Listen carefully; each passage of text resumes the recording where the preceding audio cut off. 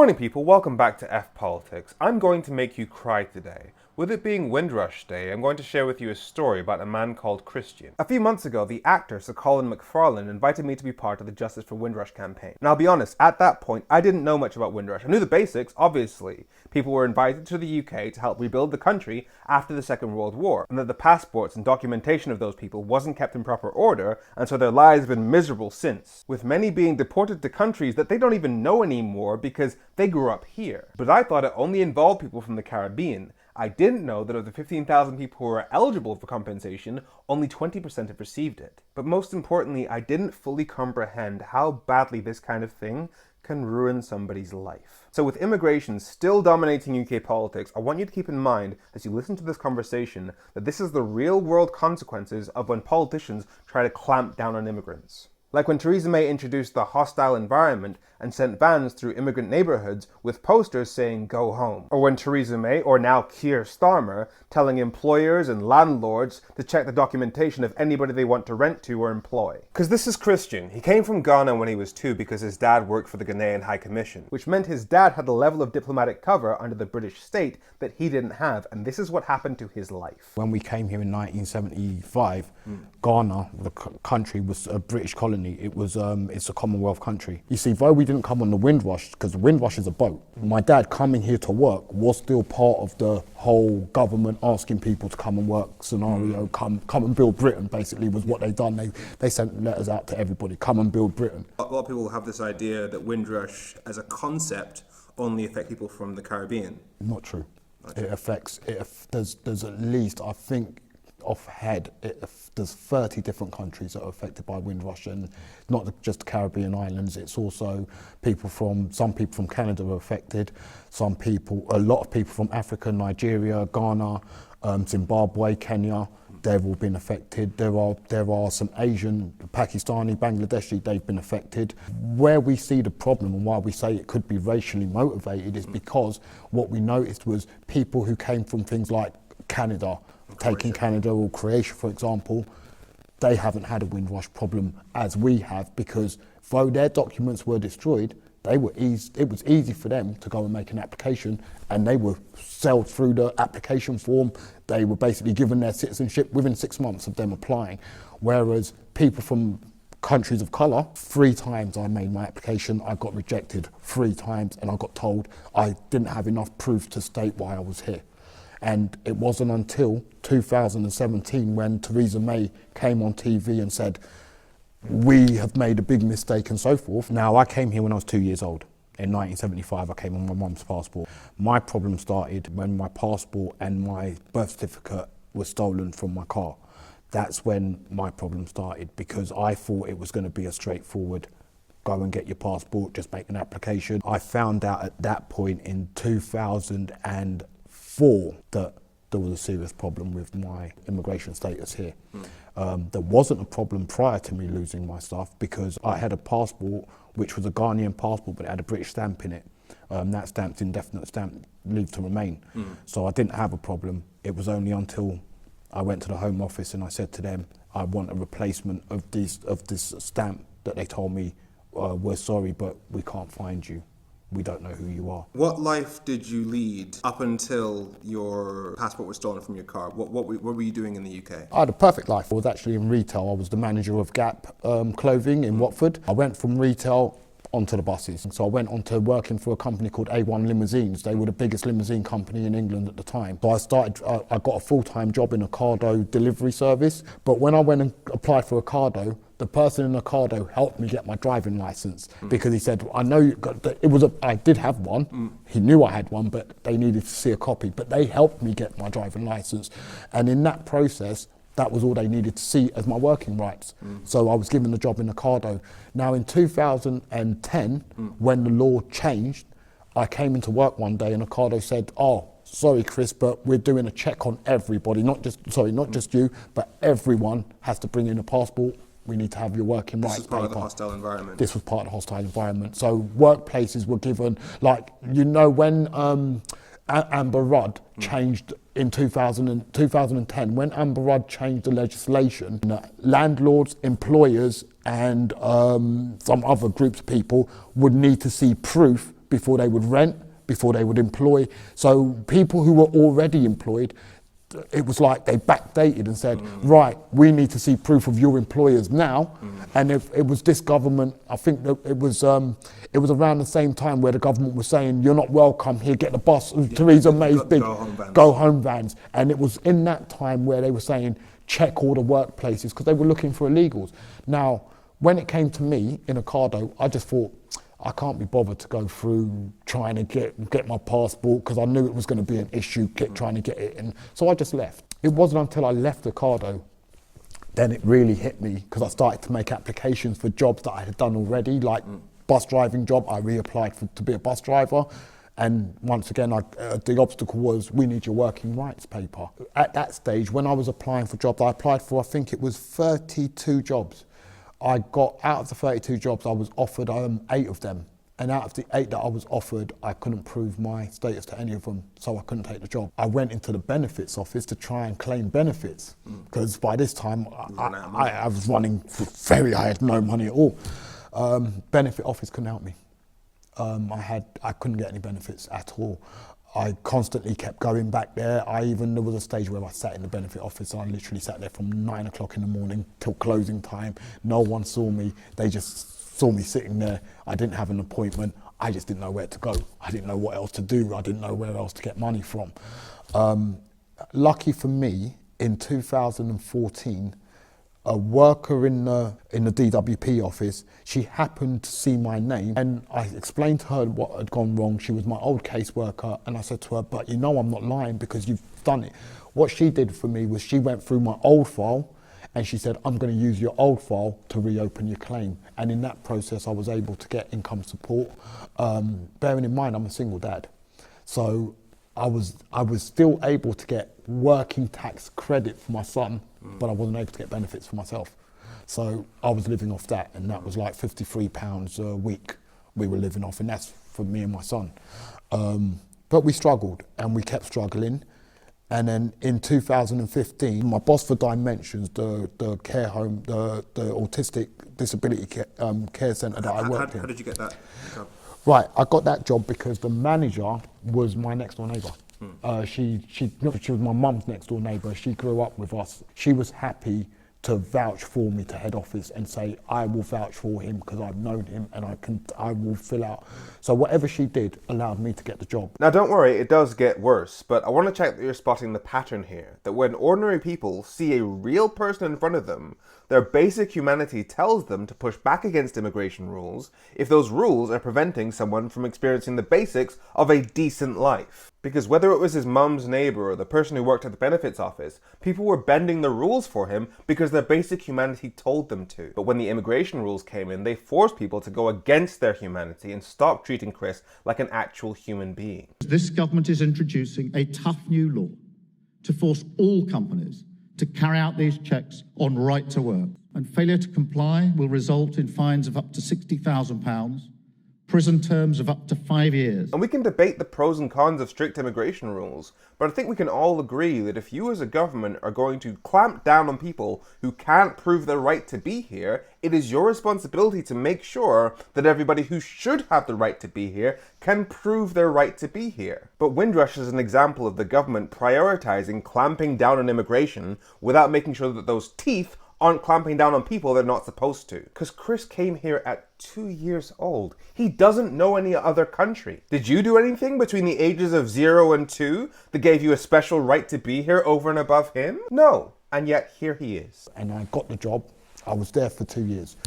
In the first year I was promoted because when I came in, I changed that place. I wanted good things for the autistic people, and I started pushing head office and other agencies to put more money in and give them more things. And she saw that. So they said, you're a good advocate for us as well. They promoted me. Literally a year after I was promoted, which comes up to 2017, I went into work one morning. The head office sent my manager an email saying that they need to check my working rights paper. My manager explained to them that I don't have one. She actually told them in advance that he doesn't have that. That's why I've done what I've done to get him the job. They said due to a legislation from the Home Office and due to a Home Office check system, they can't employ me based on what she gave them, and I must leave immediately. And I was sacked on that day, that very day. That same day I walked in, I was sacked. That was in 2017. Never been able to work again since. And I've still not been able to work. The Home Office recently said to me, you can go and get a job now. When I went to get the job, I did actually try and test it, because I started making applications for jobs. Every application I made, they asked for my working rights. When I went to give them the working rights that I have now, what the government told us to give them, the resolution site doesn't work, so they couldn't check me anyway. So I was still in the same problem, and I'm still in the same problem now. The resolution site doesn't work, which means I've got no visa. I've got no e-visa like we're supposed to have. The government changed the government changed the law to the last government changed the law and said that at December 31st, 2024, all our biometrics would run out. My biometrics supposed to be renewed every 10 years. They said it would run out, and it ran out on the 31st. It's no longer valid. You said after Theresa May made the announcement in 2019 that you got the biometric later after that. Oh, I got my biometric in 2018 I got my biometric. Okay, and that was biometric passport? The biometric card. Biometric card? Yeah. Fingerprints, everything, because that's all they were offering now. But not a passport? No, still didn't give me a passport, even though I was eligible for a passport. But I decided I'm going to just keep the biometric because it gives me the same rules as everyone else. That was the whole point of it. So I thought, I can have this for now, fight for a passport later. And how old's your son now? My son now, I've got two sons. One's 30 now, and my other one's 16. So you've managed to raise two sons whilst going through all that? Yeah. No, not two, three. Three? Yeah, three boys. Get me, my third son, he doesn't have nothing to do with me because of this Windrush. I see my third son and my oldest son, but my middle son, he has nothing to do with me. His mum never believed there was a Windrush problem. I couldn't pay her the maintenance. She cut off all communications with him. She even moved homes. I have not seen my son now for 10 years. Last time I saw him was 15. I ain't seen him since.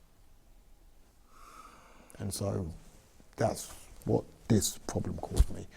And because there was no one saying Windrush, no one was talking Windrush at the time when my kids were younger, she just thought I was being like a bad baby father when I was telling her I can't afford to give her any money, but I was happy to have my son like on weekends during the week, anything, because my one son, my oldest son, he lived with me. I'm a single dad. My second son's got a different mum, and he lived with his mum, so my middle son would come and see me on the weekends. He'd be there every weekend, me, his brother, we'd all just every weekend. And then she started asking me to help her financially. I didn't have the money to help her financially. Because the government wouldn't let you earn money? No, I couldn't earn any money. But prior to that, before this happened, we were fine. I always gave her maintenance, I paid her, look after my son. But it was when all of this started, she started thinking I was lying. It started to create a rift between us. She was arguing with me, constantly saying, how are you telling me lies? No one else is having this problem in the world. I was getting all of that from her. She was proper adamant that I was trying to not pay for my son anymore. It was like I didn't care anymore. When I met her, she had a 2-year-old daughter. I brought her daughter up as my own, along with my son, because they were only 2 years apart, the two of them. And her daughter became a big part of my life, along with my son. So it wasn't just my son I lost, it was also a daughter. And apart from that, Windrush were in my life. It took everything I've got. Since 2017, like I say, I haven't worked. I basically live day to day. I don't have plans for the future. I have no intentions of making any either. So that's the God honest truth, because Windrush has basically messed me up. It's taken away everything I had. During the worst part of it for me, when I tried to take my life, I tried so many times, and it was like something just doesn't want me to go. Every single thing I did failed. It's like I even felt a bigger failure because I couldn't even take my own life properly. That's where I am.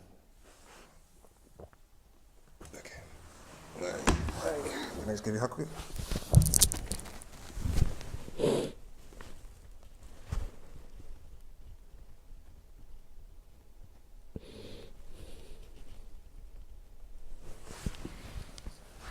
So you get where I'm coming from.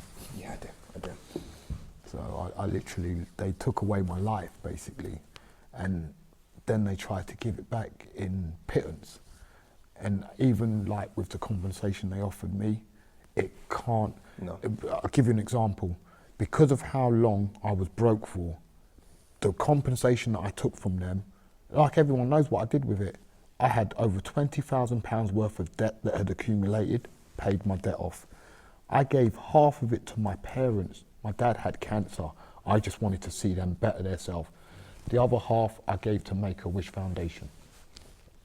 And that's because it's, to me, you didn't give me my life back. You might as well have just thrown me £1 and said, there you go, live on that. So I didn't do anything after that point. After that point, I just thought, you know what, this money isn't going to help me, and even if I use this money to try and help me, all it's going to do, where do I move when it runs out?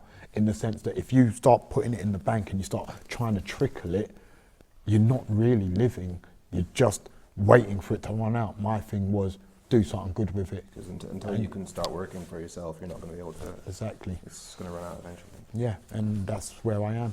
So I will never get, the life I've lost, I can't get back. But I've always, the reason I keep this fight going is because I've got this thing in my head where if we can win this fight, I might be able to at least salvage part of my life back. It's hard for me because I'm always trying. Every day I wake up, it's a, you know, I mean, people wake up, so give you an example, people wake up with a plan for the next day. So people get up, all right, I've got work, or I've got to go here, I've got a doctor's appointment, I've got something. Every day I wake up, I have no plan. I know what tomorrow is going to be because there's nothing I can do with my life. I can't go and get a job, I can't go and work, I can't earn any money, because if I try and earn money, it will be classed as illegal. So unless I break the law, I actually can't live. And I'm not in the mood or in the habit of breaking the law. I've been a law-abiding citizen all my life. So I'm not going to start now being a criminal, because even I'll be honest with you, people have come to me and said, you know what, it's people like you. If you started selling drugs or doing something, I'd understand. I said to them, yeah, but you know what that would do? Not only would they love me to do that, it would give them the best excuse of not paying for me, not giving me back my life. So I can't do anything. I'm just in that whole world of, like I say, I wake up every morning and I think, what am I supposed to do today apart from sit where I'm sitting? That's all I do. Because though I look, on the surface, I look fine. On the surface, I could walk down the road and no one would know. But internally, I'm messed up worse than anything, and I know it, and that's the thing, I don't know how to fix it. And because I don't know how to fix it, every day just becomes another blur, another day, another blur, because there's nothing, how do you fix this problem? Seriously, if you go to the, if you heard my phone call, that's how I fix it. I call them. I even went to the HMRC, and I said to HMRC, look at my record. I've paid tax all my life. I said, I'm not a person who hasn't paid tax. I said, check my record. National insurance contributions, I've only ever missed 1 year. In 47 years, I'd only ever missed 1 year. I said, that shows I'm a working man. That shows I've always contributed. Why can't I get something back?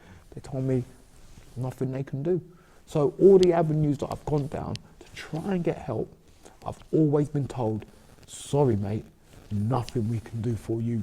You are where you are, you're going to stay where you are, you're going to be who you are, and I can't change it. So all I've got now, and I'll be honest, is, I don't even be honest, I've got nothing. I've just got me. My whole life is just a shambles and a mess, and I couldn't even tell you where to begin to start to put it back in order. It wouldn't happen. So when I say this government hasn't just ruined my life, they've just took it. This is what you're dealing with. Everyone else is sitting in the room, but I'm only thinking one thing. How do I get from here to my house without being stopped by police, stopped by anybody, no altercations? I do not even, I'll give you an example. Man in a shop walked in front of me in the queue, blatantly knew that I was in the queue. Me, I'm the type of person that would pull you up and say, hey, bruv, what are you doing? Because of what's happened to me, he pushed in front of me, I step backwards. That's all right, mate, you go in front. Why am I doing that? Because I'm so scared that if I get into even the smallest altercation and somebody says, let me call the police, let me call the police, even if it's not my fault, let me call the police. Where am I going to be? They're not going to nick him, they're going to nick me. And it doesn't matter whether it's my fault or his fault. The fact that they're there, they're going to nick me. And that's what goes through my head every day. Hence why I don't come out, I don't go beyond. Where I live is in a small complex estate. It's got row of shops like Tesco's, you name it. I don't leave that estate unless I go to my mum's house, and she lives in the estate next door. So you can see my travelling is literally, I stay in one place because I really don't want to find myself in a situation where I won't go, I definitely won't go clubbing, I won't go partying, I don't like going even to the pub in case an altercation happens. It's like you heard me earlier, like they're all talking about going pub and I don't want to go pub because I know I'm with them, but do you know what my fear is? Even one person just has to start an altercation or one thing needs to happen and I don't see anyone else but me, and my fear is they're not going to arrest me and put me in a normal cell and say, yeah, they're going to arrest me, put me in a cell, then they're going to look at my records and say, he needs to go to detention centre because he's not legally here. I can't afford for that. I don't even know if that will happen, but I'm not taking the risk. You see what I mean? And that's the fear that I'm having. That's the fear I have every single day. Even my son, we went out, me and my oldest son, and he ran into some Uber driver, some Uber driver ran so close to him on the scooter thing. My son stopped to like shout. I pulled my son down so fast, I said, you dare shout at him while you're walking with me? I said, we ain't gonna have altercations. He looked at me like, whoa, I've never seen you like that, Dad. I was like, no, you don't understand. You live normally here, but I don't live in this country feeling safe anymore. I live in this country really, to be honest, scared every single day. I'm scared to argue with people. I'm scared to do anything.